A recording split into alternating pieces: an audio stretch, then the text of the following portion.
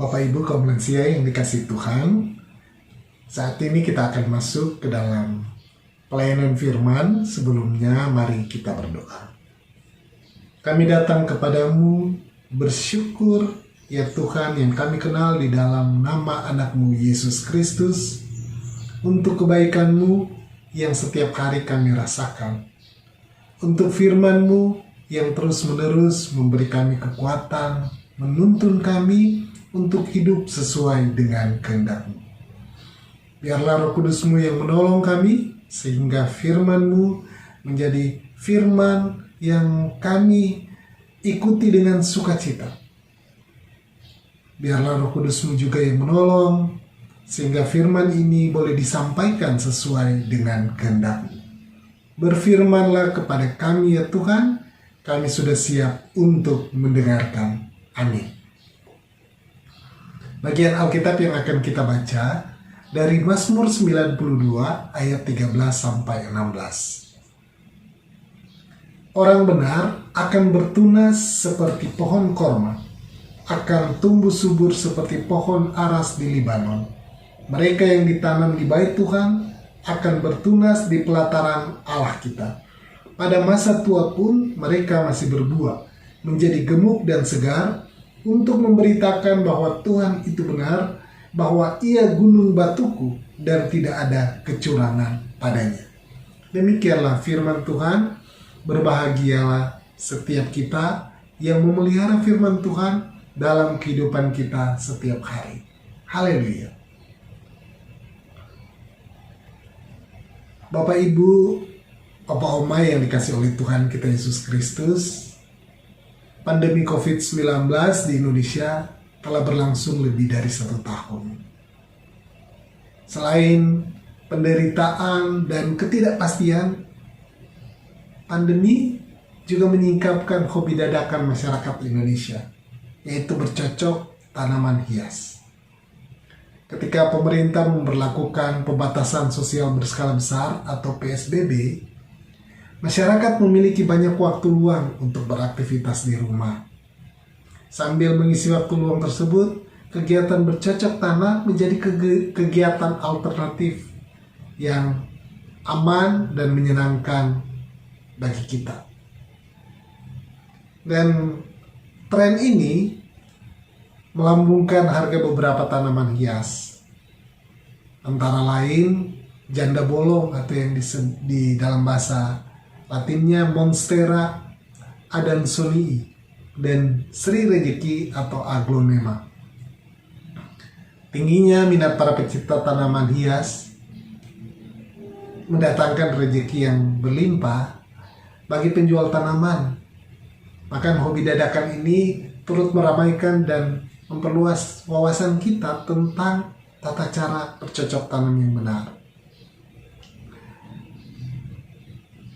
Sebab dengan bercocok tanam kita memiliki wawasan dan pengetahuan yang bukan baru, tapi yang terus-menerus kita kembangkan. Kita jadi mengenal jenis-jenis tanaman, media-media tanaman, dan seterusnya. Perenungan kaum lansia kali ini menggunakan istilah yang meminjam khazanah bercocok tanam, yaitu tentang bertunas dan bertumbuh. Analogi ini sengaja dipakai pemazmur untuk mengungkapkan nyanyian syukur atas karya pekerjaan dan perbuatan Tuhan dalam kehidupan pemazmur, dan kiranya kita para lansia juga. Mazmur ini, yaitu Mazmur 92, mengekspresikan seseorang yang bersuka cita karena kedekatannya dengan Tuhan. Ekspresi ini diwujudkan dalam rupa nyanyian syukur yang mulainya dipujikan secara ekspresif setiap hari dan setiap waktu oleh pemazmur di ayat 3. Dalam tradisi Yahudi dikenal 7 mazmur yang dinyanyikan setiap hari menurut urutan berikut: Mazmur 24, 48, 82, 94, 81, 93, dan 92. Namun ketika Mazmur ini menjadi populer di kalangan umat, nyanyian liturgis Mazmur 92 ini kemudian dikumandangkan secara khusus untuk memuliakan Tuhan di hari Sabat.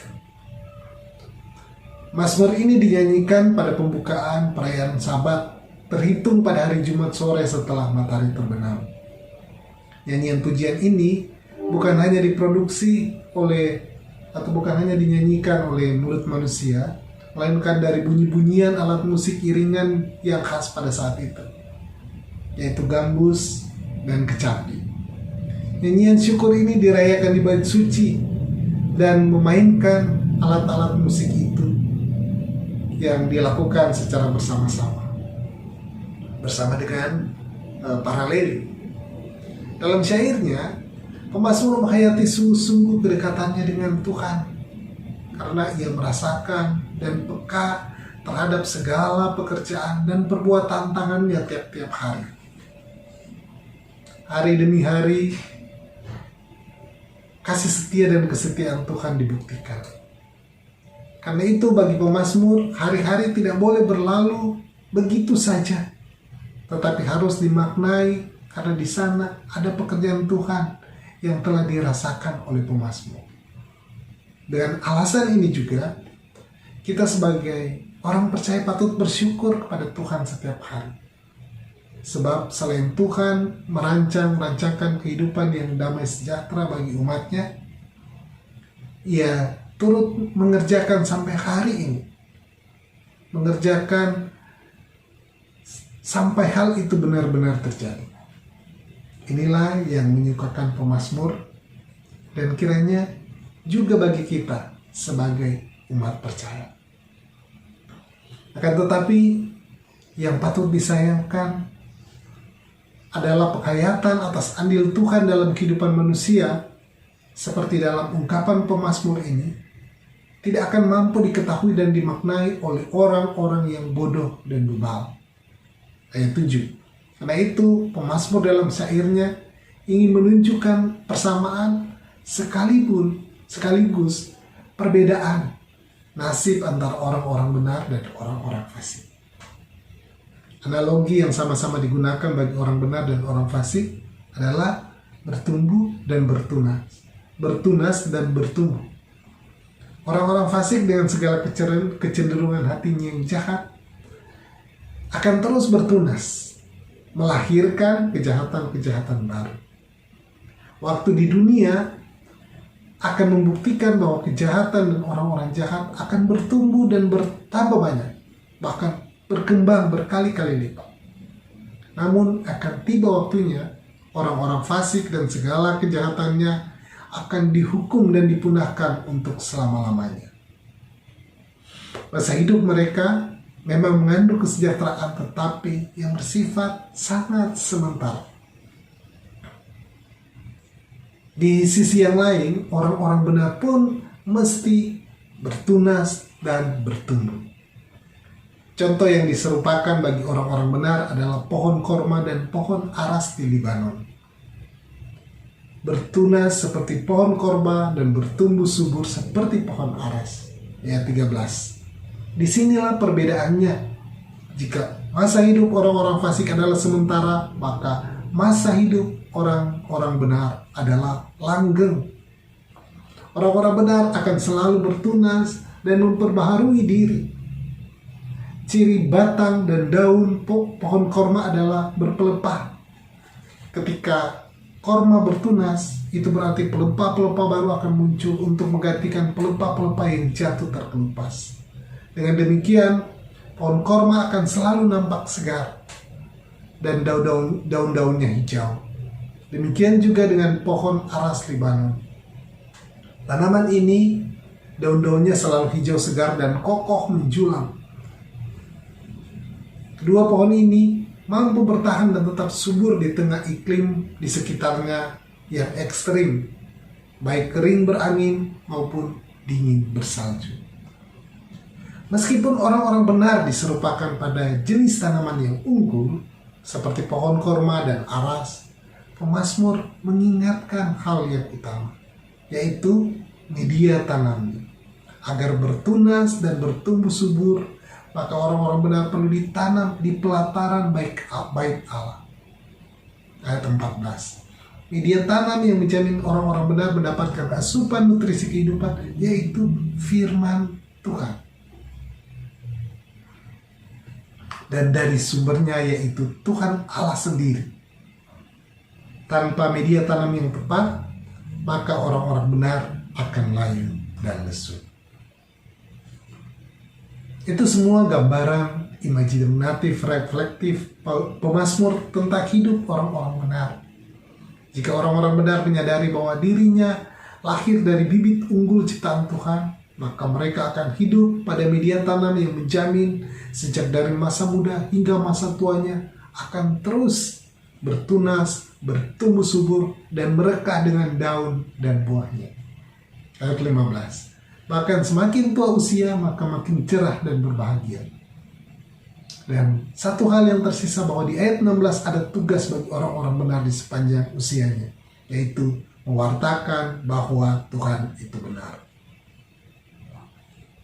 Oma Opa, Bapak Ibu kaum lansia, melalui teks nyanyian Mazmur 92 ayat 13-16 ini, pemazmur mengingatkan sekaligus memotivasi kaum lansia GKP bahwa hari atau usia tua tetaplah berharga dan bermakna. Hari tua dan usia lanjut adalah masa indah yang penuh kenikmatan bagi seseorang yang mampu bertahan menjaga kualitas hidupnya. Pemazmur menyampaikan pesan ini secara gamblang. Pada masa tua pun mereka masih berbuah, menjadi gemuk dan segar. Mazmur 92 ayat 15. Seorang lansia harus mampu mempertahankan mutu dengan menghasilkan buah yang berguna saat masa mudanya dulu dan masih ingin terus berguna di masa tuanya sekarang. Akar kualitas dan mutu seorang lansia yang benar adalah berpokok pada Tuhan. Sejak masa mudanya ia ditanam di media tanam yang baik dan tepat, yaitu di dekat kediaman Tuhan, dekat pada firman-Nya, hingga di masa tua pun ia akan tetap bertunas dan bertumbuh subur dan menghasilkan buah kebenaran dan juga menebarkan benih-benih kebenaran bagi siapapun. Karena itu, pohon yang tua bukanlah pohon yang melayu dan meranggas, melainkan pohon yang merekah dan menyerbang. Itulah hakikat tua bagi pemazmur. Kemudian, satu tugas lagi dari suatu pohon yang berkualitas, yaitu benihnya siap disemai. Tumbuhan yang dewasa harus mampu melahirkan tumbuhan baru. Demikianlah orang-orang benar dalam kedewasaannya akan melahirkan generasi berikutnya yang tetap bertumbuh dalam kebenaran melalui pewartaan, pengalaman, dan kesaksian hidup tentang kesetiaan dan kebenaran Tuhan. Bagian Alkitab ini mengandung nilai praktis, yaitu hidup yang dipenuhi dengan rasa syukur setiap hari. Sebab bersyukur itu indah, karena membangkitkan jiwa atau batin untuk mengagumi Allah setiap hari. Hati yang senantiasa bersyukur pun akan dipenuhi oleh kasih setia dan kasih karunia Tuhan Allah. Setiap waktu yang dijalani oleh kaum lansia GKP akan dipenuhi dengan sukacita dan kebahagiaan. Pertanyaan pendalaman bagi kita, apakah mudah bersyukur setiap hari? Jikalau tidak mudah sekalipun, apakah masih perlu kita bersyukur kepada Tuhan? Jika perlu, apakah kita mau bersyukur? Dan yang kedua, apa wujud buah segar yang masih dapat kita hasilkan di masa tua ini sekarang? Selamat merenungkan dan merefleksikan pertanyaan-pertanyaan yang ada. Tuhan memberkati kita. Amin.